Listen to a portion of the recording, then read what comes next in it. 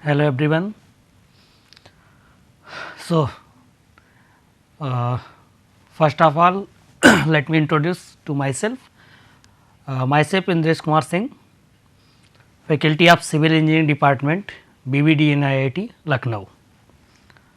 Today we will discuss a very interesting topic in a surveying.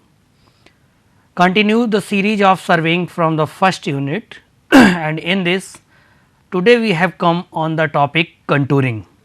Okay. So, today it is very important topic related to the surveying, that is the contouring. This surveying and geomatics, as we know, lecture number 7 and this contouring. Okay. So, first of all we have learned what is mean by the contouring. So, there is the first word is contour. Okay. It is contour. The term contouring is derived from the contour, and what is this? It is an imaginary line on the ground surface joining the point of equal elevation is known as contour. In other words, we can say contour is a line in which the ground surface is intersected by a level surface. Let me explain. Means if there is a any hilly area like this, and if we know point here and here, means on this point and this point, this and this. If we want to see in 3D and rotate a circle from this hill, then we can find out that here 100, what is 100? Elevation कहाँ से? Ground surface से. Okay. Here is also 100 and at that 120 means 120, it is the elevation from the ground. Now, if we want to denote these points on the graph or map, then what we can say?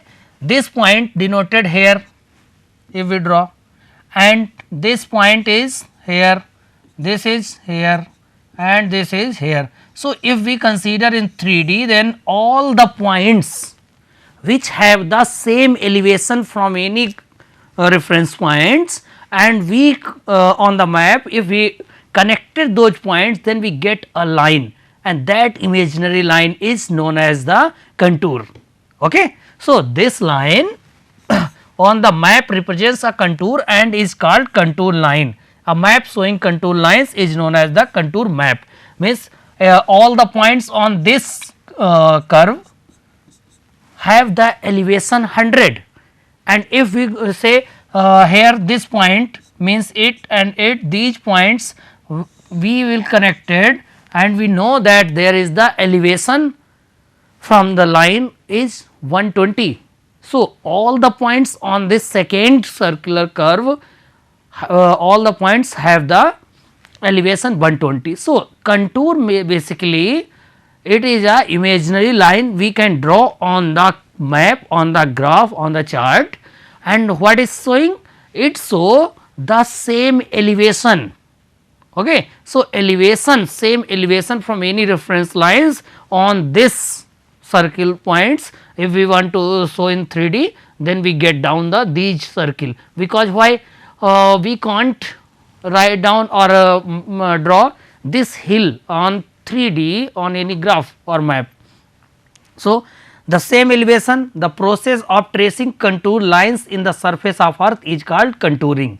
Okay. So, contour is imaginary lines, the points on that lines have the equal elevation, and the process of tracing contour lines means if there is a point, here is a point and this point, this and this, these all points have the same elevation.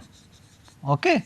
Same elevation, and if we connected these all points, then these lines is known as contour, and the process of tracing these contour lines from where we connect these point and this is known as the contouring. Okay. So, the imaginary lines which have the same elevation, each point on this line is known as contour, and the process of tracing contour lines on the surface of earth is called contouring. Okay, it is very important in surveying. We as we know that in hilly area or depression area, plain ground, etc. So, if we want to draw on the paper, how we can see all the regions locality of the different bodies by showing only graph, or we can see a paper, then we explain that where is the which point, where is the which object.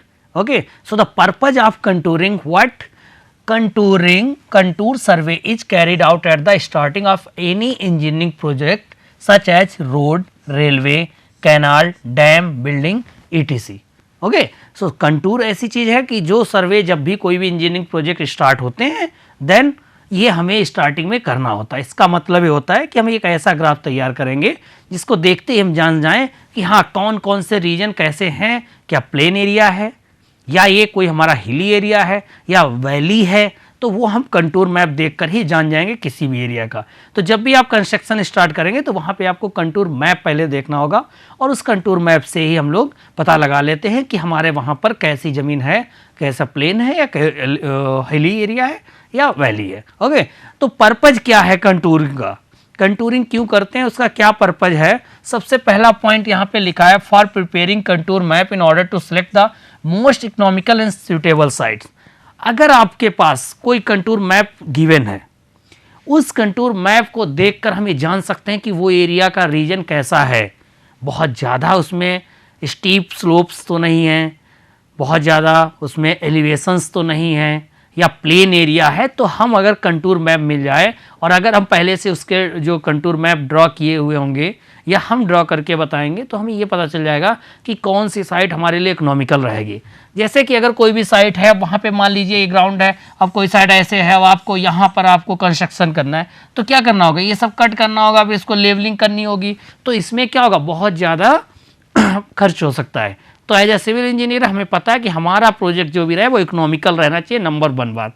तो for preparing contour map in order to select the most economical and suitable site. Okay, the second purpose to locate the alignment of canal so that it should follow a ridge line.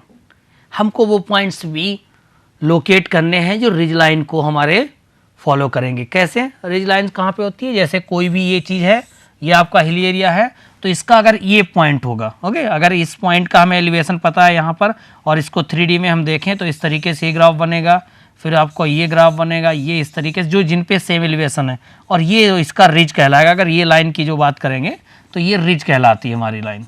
Okay, तो ये ridge lines होती है। तो वही कह रहे हैं to locate the alignment of canal या कोई भी जो आपका है so that it should follow a ridge line, की ये एक सेंट्रल लाइन जो होगी जहाँ से हमारा इक्वल डिस्टेंस पर जो भी हमारे कंटूर ड्रॉ कर रहे हैं वो होने चाहिए। ओके, ये भी कंटूर का हमारा पर्पस रहता है कि रिज लाइन हमको पता है तो उसी के अराउंड हमारा पूरा कंस्ट्रक्शन रहेगा और वो एक सेंटर से लाइन जा रही होगी। टू मार्क द अलाइनमेंट, और पर्पज क्या है, third one is to mark the alignment of road, railway so that the quantity of earthwork both in cutting and filling should be minimum. अगर हमको ये पता है कि कोई भी एक रीजन है आपका, मान लीजिए ये रीजन है और इस रीजन में अगर आपने कोई भी एक रिज लाइन दी और उसके बाद इस तरीके से आपने कंटूर बनाए, ओके, अब आपको पता ये सब कंटूर है। ये कंटूर का मतलब क्या हुआ कि इन पे जो भी होगा एलिवेशन ग्राउंड से होगा वो सेम इक्वल डिस्टेंस पे होगा, इक्वल एलिवेशन होगा, ये कोई लाइन्स हैं। अब हमको पता है कि अगर यहाँ पर कोई भी हमारा एम्बैंकमेंट हिल है, यहाँ पे डिप्रेशन है, हम उससे जान सकते हैं। तो होगा क्या कि यहाँ की जो कटिंग करोगे और तो वो यहाँ कहाँ पे फिलिंग कर देनी है, ये ध्यान रखना है कि जो कटिंग सॉइल हमको कहीं से कट करनी है, जो भी पत्थर कट करने हैं, और अगर नज़दीक से ही कट हो और नज़दीक ही फिल हो जाए तो भी हमारा इकोनॉमिकल हो सकता है। और ये हम कैसे जान जाएंगे, उस एरिया का कंटूर मैप देख कर जान जाएंगे कि कहाँ पे रीजन में हमारा एलिवेशन ज़्यादा है, कहाँ पे डिप्रेशन है। Okay okay, this is the third. Fourth purpose है for the getting information about the ground whether it is a flat, undulating and mountainings. वही बात मैं कर रहा हूँ कि आप कंटूर मैप देख कर ही बता सकते हो कि हमारा जो रीजन है फ्लैट है या वो हिली है या डिप्रेशन है, कैसे बता सकते हैं, आइए देखते हैं आगे। ओके, अगला पॉइंट इसको कर ले पहले। To locate the physical features of the ground such a pond, depression, hill, steep और स्मॉल स्लोप। देखिए कैसे होगा कि मान लीजिए यहाँ पर आपकी ये हिल है, ओके, ये कोई ग्राउंड लेवल है आपका, और उसके बाद यहाँ पर कोई आपका डिप्रेशन है। तो अगर इसका जो मैप बन रहा होगा, मान लीजिए यहाँ पर इसका कितना है एलिवेशन 100 है, यहाँ पर 120 है, यहाँ 140 है। ओके, ये ध्यान रखिएगा, ये हमेशा इक्वल इंटरवल पे रहेगा। ये सभी लोगों को ध्यान रखना है कि जो भी एलिवेशन रहेगा, जब भी कंटूर मैप हम ड्रॉ कर रहे होंगे या बना होगा, तो उनके बीच का जो डिफरेंस होता है, जो गैप होता है, जो इंटरवल होता है, वो इक्वल ही रहेगा। जैसे 100 है तो 120 हुआ तो 140 होगा, ऐसा नहीं आप कोई भी वैल्यू बीच की ऐसे एज्यूम कर सकते हो। ओके, उसके लिए अलग मेथड्स दिए गए। तो अब ध्यान से देखिए, अगर इस पॉइंट को हम यहाँ पे ड्रॉ करें इसको, तो ये इस पॉइंट पे आया, और इसी को अगर हम चारों तरफ देखेंगे तो कहीं यहाँ पर भी होगा, तो यहाँ पर भी क्या होगा, ये 100 होगा। मीन्स जो एलिवेशन जो रहेंगे 100 वाले, 120 वाले इनसाइड आ रहे हैं। इस पे कितना है एलिवेशन हमारा 120, उसके बाद में 140।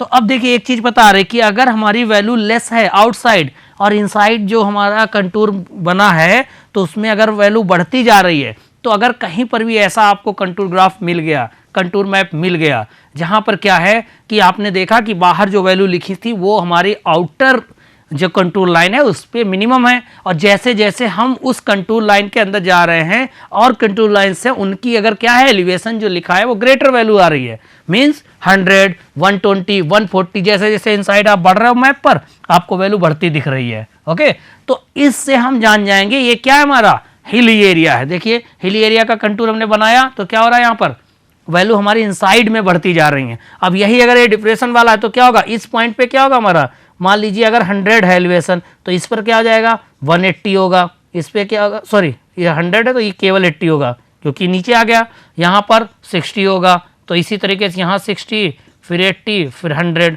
तो अगर इसका हम ड्रॉ करेंगे तो अब देखिए बाहर 100 है, अंदर 80 वाला आएगा, फिर 60 वाला आएगा। तो अब देखिए अगर हमारा क्या है कि आउटर कंटूर जो ड्रॉ किए हो उसकी वैल्यू जो है, ओके, उसकी वैल्यू अगर 100 है और फिर हमने जो इनर वाला दूसरा ड्रॉ किया उसकी वैल्यू 80 है, मीन्स आउटर से कम है, और उसके बाद में फिर और हमने इनर ड्रॉ किया उसकी वैल्यू और कम है, this means it is a region on the ground, it is the valley और depression point where is. Okay, so we only see the map और contour map, we find out the what is the region, flat or hilly or it is a depression. Okay, so the purpose of contour map, contouring, this contouring we only see the map, contour map see, and we can say that where is depression, hill, steep, small slope. Okay, only by looking the graph.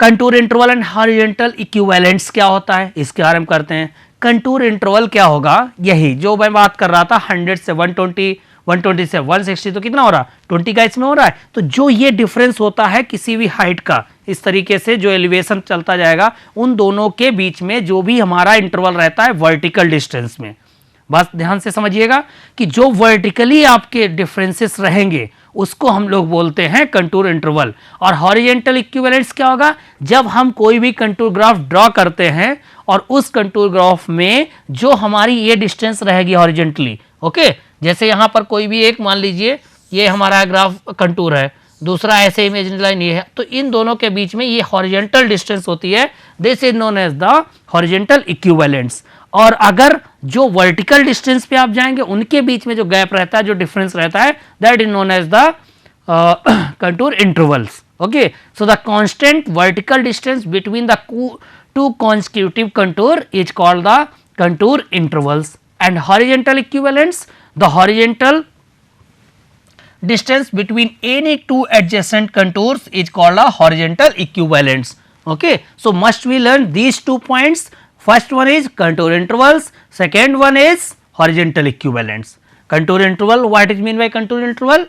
The constant vertical distance between two consecutive contour is called contour interval, and the horizontal distance between the any two adjacent contour is called horizontal equivalents. यहाँ पे मैं और draw कर रहा हूँ, देखिए अगर कोई भी कंटूर ग्राफ आपको पता है इसी तरीके से बनते हैं, ओके। तो यहाँ पर जो एलिवेशन रहेगा, मान लीजिए इसका एलिवेशन आपका चल रहा है 1650, okay.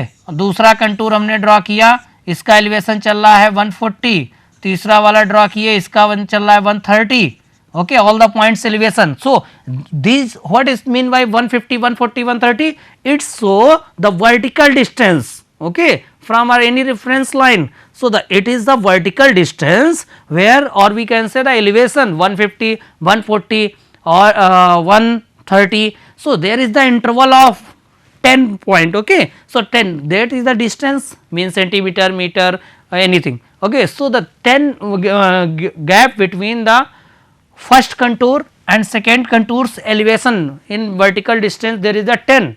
So we can say the contour interval is 10 and it is always equal, okay, always.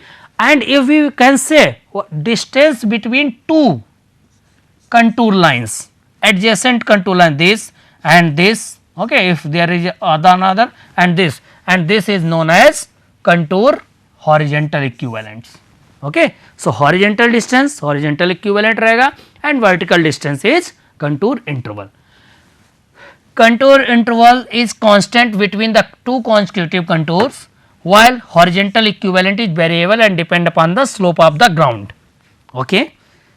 I say that this point is understand why this graph, कि देखिए जो वर्टिकल वाला है वो कांस्टेंट रहता है, लेकिन हॉरिजेंटल वाला क्या है, ये कांस्टेंट नहीं है, ये वेरी करता है कि ग्राउंड कैसा है। अब अगर इस कंटूर ग्राफ को देखें, इस कंटूर मैप को देखें जो मैंने बनाया है, तो आप इससे पता कर सकते हो कि ये जो मैप बना होगा किसी भी रीजन का, वो हमारा एरिया क्या होगा, डिप्रेशन में होगा। क्यों? क्योंकि जैसे जैसे वैल्यू हमारे इनसाइड में कम होती जाती है, हम जान जाते हैं कि वहां पे हमारा क्या है, एरिया जमीन पे फ्लैट नहीं है कोई भी अर्थ पे, okay, it is a depression, it is a valley, okay. और if the value of vertical distance or elevation increases inside the contour map, then we can say it is a hilly area, okay.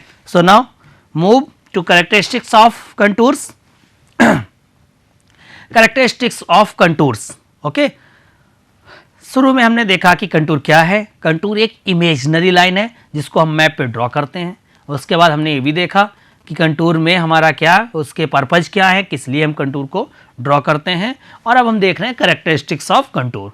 All points in a contour line have the same elevation, as we say that the elevation of all the points on a contour lines always same, because contour is known the points which we connected which have the same elevations, okay.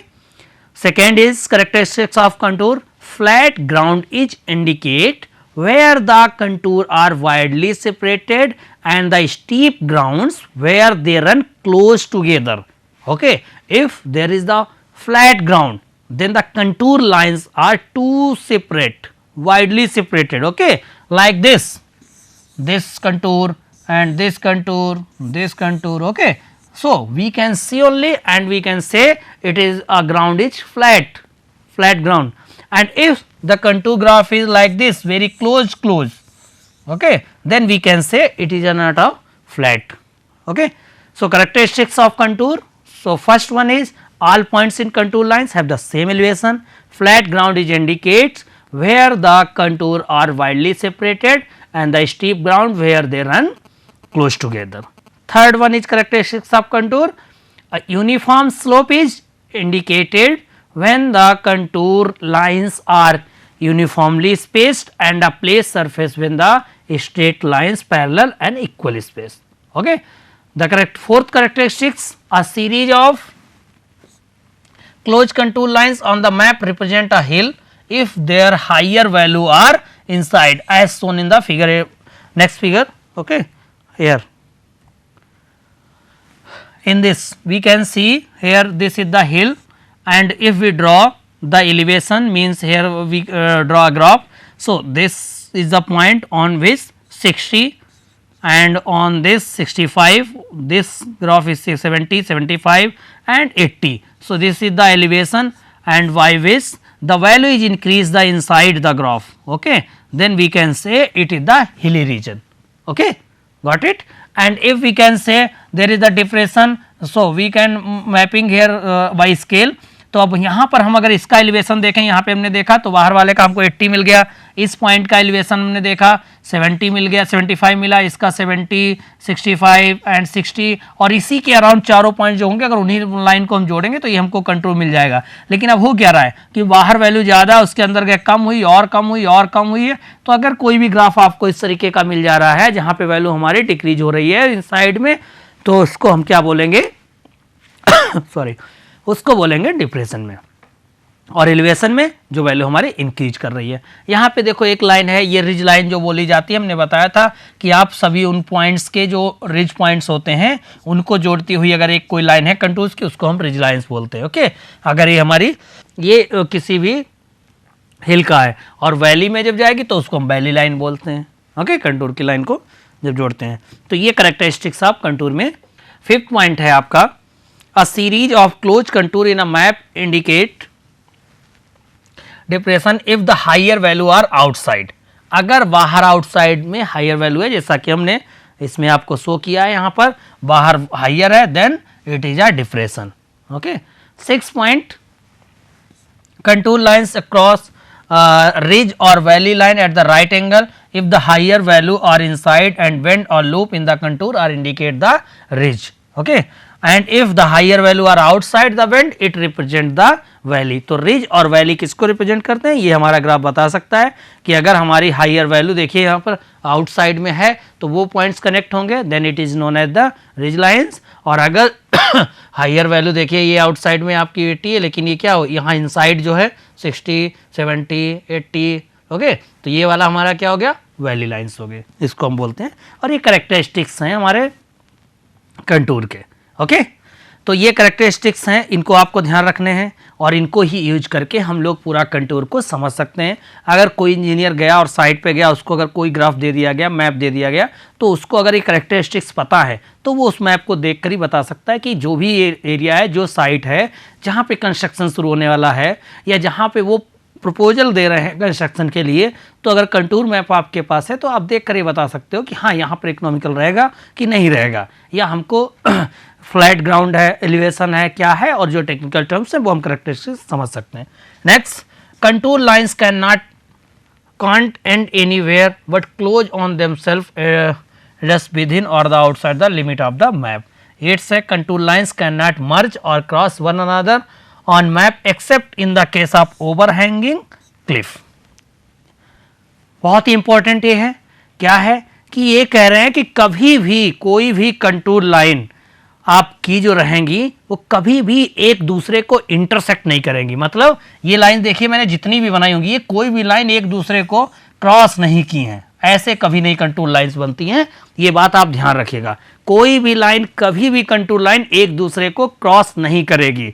कब तक, सिर्फ और सिर्फ exceptional case, और वो exceptional case क्या है आपका, वो आपका है ओवरहैंगिंग क्लिफ। जैसे अगर मैं ओवरहैंगिंग क्लिफ की बात करूं तो कैसे बनेगा, हम यहाँ पे बनाते हैं ओवरहैंगिंग क्लिफ। जैसे कोई ग्राउंड है आपकी, कोई भी एक ऐसे कोई अगर ये आपकी हिल है, ओके, तो इसमें क्या होगा, इसमें आपका क्या हो जाएगा, मान लीजिए यहाँ पे 100 है, यहाँ पे 120 है, यहाँ पे 130 है, फिर 120 होगा, फिर 110 होगा। ओके, तो इस वाले का क्या बनेगा, एक ये बनेगा, और ये वाला होगा 110 का होगा ये वाला, फिर तो ये पॉइंट्स होंगे, ये वाला फिर बनेगा, और ये 120 का होगा, तो ये कहीं ना कहीं कट करेगा। तो आप याद रखिएगा सिर्फ और सिर्फ ओवरहैंगिंग का केस होगा ऐसा जहां पर हमारा ये कट कर रहा होगा, वरना कहीं पर भी हमारी कंटूर लाइंस कट नहीं करती है। Contours never run into one another accept in the case of vertical Cliff, और कभी भी एक दूसरे से हमारी नहीं होगी जब तक वर्टिकल क्लिफ नहीं होगी। वर्टिकल क्लिफ मान लीजिए इस तरीके से, देखिए ये यहाँ पे बनी है, ये बिल्कुल सीधी लाइन है, तो अब इस पे जितने भी एलिवेशन होंगे देखिए यहाँ से तो वही 40 रहेगा, इस पॉइंट पर भी 40 रहेगा, इस पॉइंट पर भी उसका जो रहेगा, तो ये सब पॉइंट्स हमारे ऐसे करके ड्रॉ होंगे, क्योंकि इसका एलिवेशन सेम जो रहेगा तब यहाँ पे हमारे ये चेंज हो रहे हैं, तो इसीलिए अब ये एक ही पॉइंट से जा रहे हैं। तो दो चीज़ आप याद कर लीजिए, कंटूर कभी भी इंटरसेक्ट नहीं करेगा जब तक वर्टिकल क्लिफ ना हो, और या आपका ये वाला ये वर्टिकल क्लिफ हो गया और आपका ओवरहैंगिंग। ओके, दो पॉइंट एक्सेप्शन याद रखने हैं आपको, वर्टिकल क्लिफ और ओवरहैंगिंग, वहीं पे आपके ये टच करते हैं। पॉइंट 10, करेक्टरिस्टिक्स में क्या है, depression between summit is called the saddle and it is represented by the 4 set of contour. एक पॉइंट है कि सैडल्स क्या होता है, जब वो ये होता है कि जब हमारे 4 it represent the 4 sets of a contour as shown in the figure. It represent a dip in a ridge of the junction or the two ridge, and in the case of mountain range it takes the form of the passes, line passing through the saddles and summit give watershed lines. Okay, so here it is the shade of the 4, इस तरीके से 4 का बनेगा और इनकी ये points जाएंगे, इसको हम लोग सैडल्स बोलते हैं। तो ये आपका अलग टाइप का एक ग्राफ है, तो ये चीज़ ध्यान रखनी है आपको कि क्या करेक्टरिस्टिक्स इसमें हैं आपके। और हमने देखा कि जो आज के लेक्चर में कि कंटूर क्या है हमारा, कैसे कंटूर लाइन ड्रॉ करते हैं, पर्पज क्या है कंटूर का, ओके, और उसके करेक्टरिस्टिक्स क्या हैं। तो ये चीज़ आपको लोगों को ध्यान रखनी है कि उसका कंटूर क्या होता है, प्रोसेस जो होती है सेम एलिवेशन पॉइंट्स के, उन पॉइंट्स को ग्राफ पे ड्रॉ करना, मैप पे ड्रॉ करना, उन पॉइंट्स को जिनके एलिवेशन सेम हैं वो एक इमेजिनरी लाइन ड्रॉ करेंगे आप, तो उससे जो हमें प्रोसेस होती है उस प्रोसेस को हम लोग कंटूरिंग बोलते हैं। और जो कंटूर था सेम एलिवेशन पॉइंट्स के द्वारा और जो हमारे उन पॉइंट्स को कनेक्ट करें तो उसको हम लोग कंटूर बोलते थे। ओके, तो प्रोसेस एक है कंटूर को ड्रॉ करने का, उसको कंटूरिंग बोलते हैं। पर्पज क्या था कंटूरिंग का, क्योंकि कोई साइट हो, आप उस साइट को अगर कंटूर ग्राफ आपके पास है तो आप बहुत ईजिली बता सकते हो कि वहाँ पे हिल है, डिप्रेशन है, फ्लैट ग्राउंड है, और अगर ऐसा है तो आपका वो हमारा इकोनॉमिकल कंस्ट्रक्शन होगा। कोई भी बिल्डिंग, कोई भी साइट बनानी है अगर आपको तो वो बहुत आसानी के साथ बन जाएगी, और ये एक सिविल इंजीनियर को आनी चाहिए। पर्पज जब आपको पता होगा तभी आप कोई काम आगे कर सकते हैं, और उसके बाद में इसके करेक्टरिस्टिक्स है। Okay, thank you class.